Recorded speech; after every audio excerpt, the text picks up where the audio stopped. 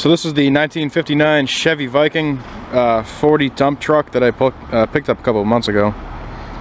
Definitely a head turner, something a little different.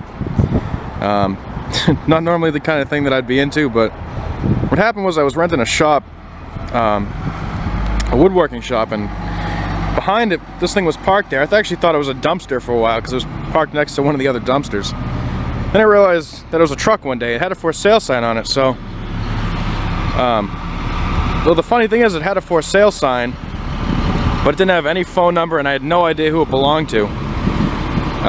So it took me about a month to actually find who owned it. I found out it was the guy who rented the shop behind us, and he was never really in that often, but you know, I talked to him and negotiated with him. He'd been trying to sell it for a while, so you know, he didn't really care if he got anything for it. So I picked it up for 500 bucks. All said and done. Not a bad deal, at least not as far as I'm concerned. When I saw it, I just thought it'd be a cool project. I didn't really expect to get a running, driving truck, but you know, surprisingly enough, it runs and drives pretty well. It, well, considering what it is a 55-year-old dump truck, so it's not really up to today's standards for handling. Not really very fast, but it has its charm. People actually really like this truck, and it's actually a lot of fun to drive, even though it's extremely slow. I'll get to that in a minute. But, you know, it's not in that bad shape. I'm up here in New England, so finding a truck that's not completely rusted out, that's this old, is quite a rare find. So, you know, I went through it. The only thing I really had to do was a little bit of brake work. What happened was it sat for so long that all the brake fluid evaporated out of it because they didn't have the cap on the reservoir. But you know, all I did was fill it up with some brake fluid, bleed the lines. The lines themselves are pretty new, probably less than 10 years old, so it doesn't leak. You know, stopping isn't excellent because it does have large drums all around. It's, you know, it's power assist, but you know, big drum brakes, they have a tendency to fade. But you know, regardless, it drives alright for what it is. Now let's hop in this thing.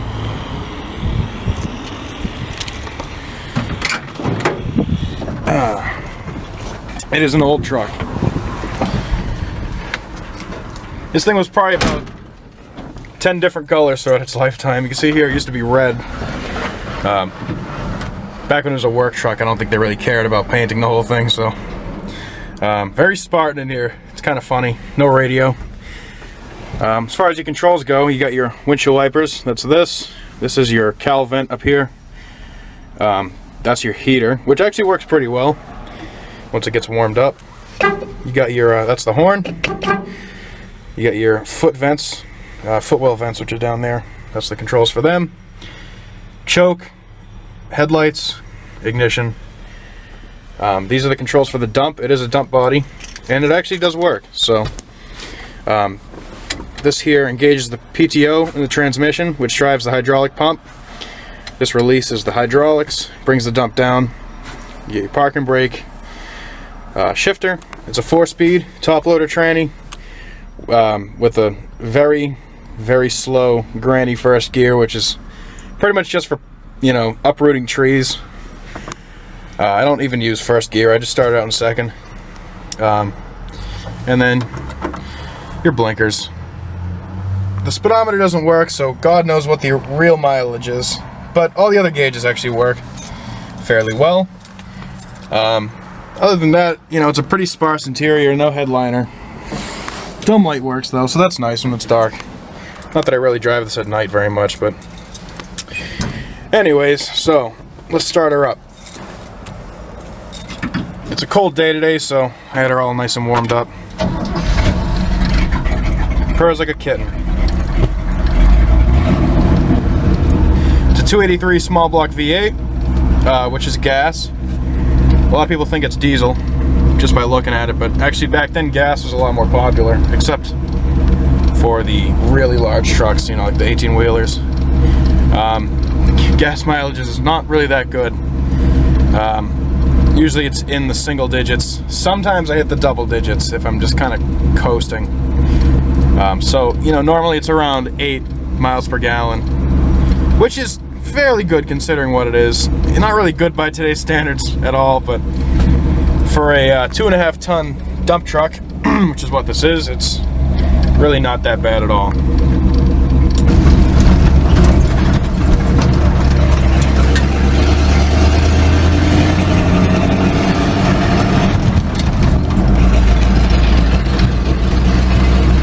This truck has a bit of an interesting ride. It's got big heavy-duty springs, so it really doesn't ride like your normal car would.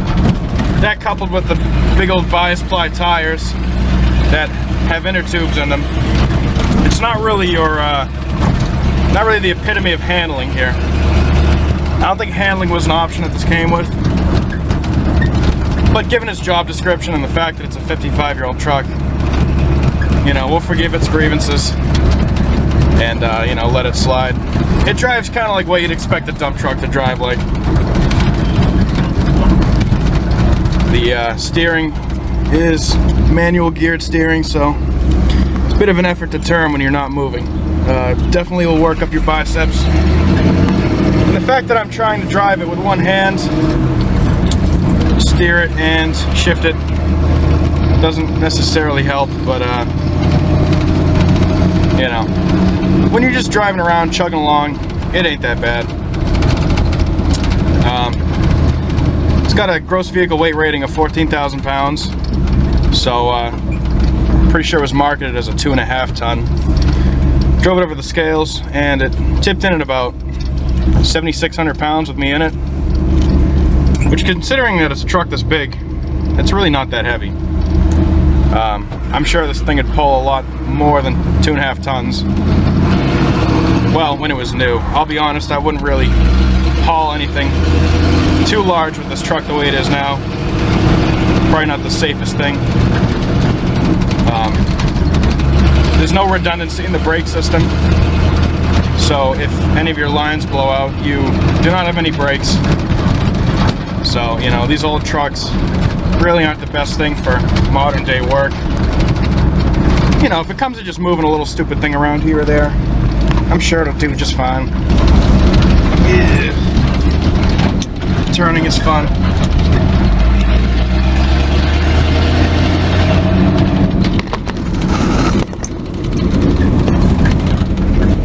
It's a lot of work to drive this thing. So let's make sure nobody's coming here, and we're clear.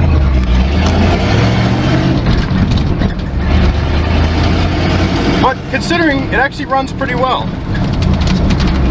I got to do a little bit of a tune-up to it, but honestly, right now I got other projects, so seeing as how this thing runs and drives the way it is, I'm not gonna mess with it too much.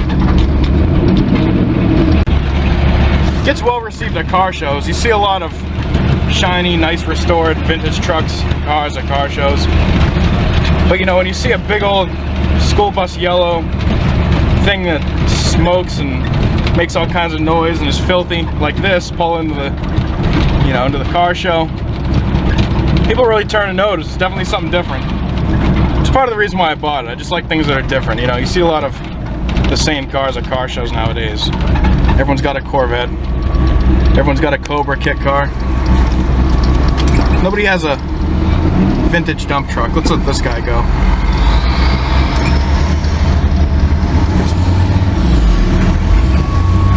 Got some real construction going on here.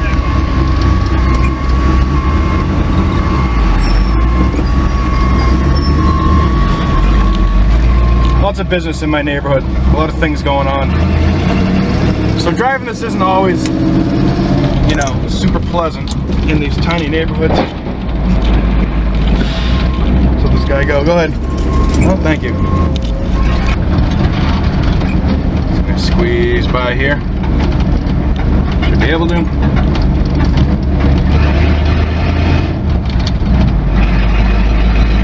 So, that was what it's like driving this thing around.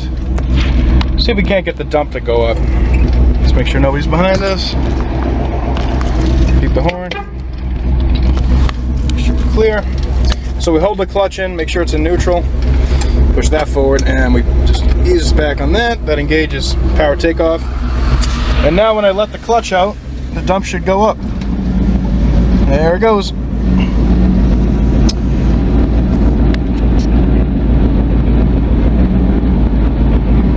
And let's load it up there. And you can see the hydraulic systems.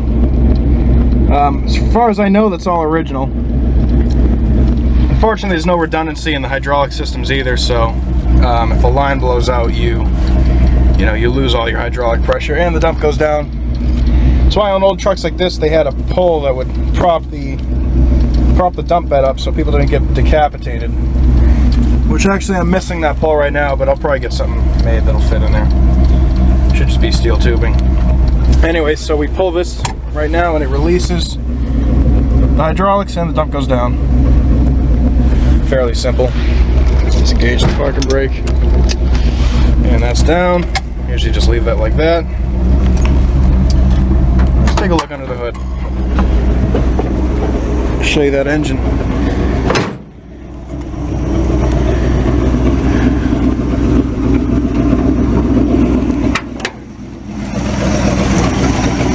Very sparse under the hood. Could be a little cleaner, but you know, I haven't really gone to cleaning anything here. It's got the factory direct current dynamo there, so it's all DC 12 volt. Being that it's 12 volt though, it should be fairly easy to convert over to alternating current to a more modern electrical system with the alternator. As for right now though, it works, so if it ain't broke, don't fix it. A lot of people laugh at this little air cleaner I have here. It's got a little 2-barrel carb, so that's the only thing that would really fit, even though it looks kind of silly.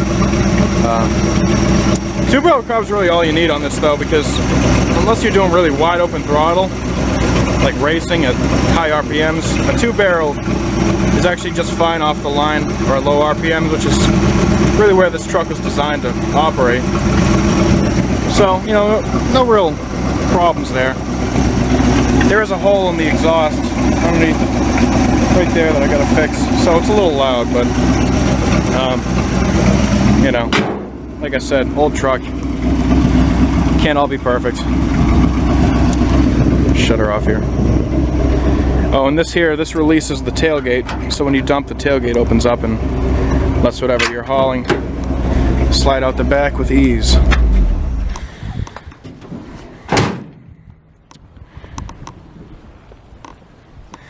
So there we are, an old truck, but you know, I can't complain, it's fun to drive.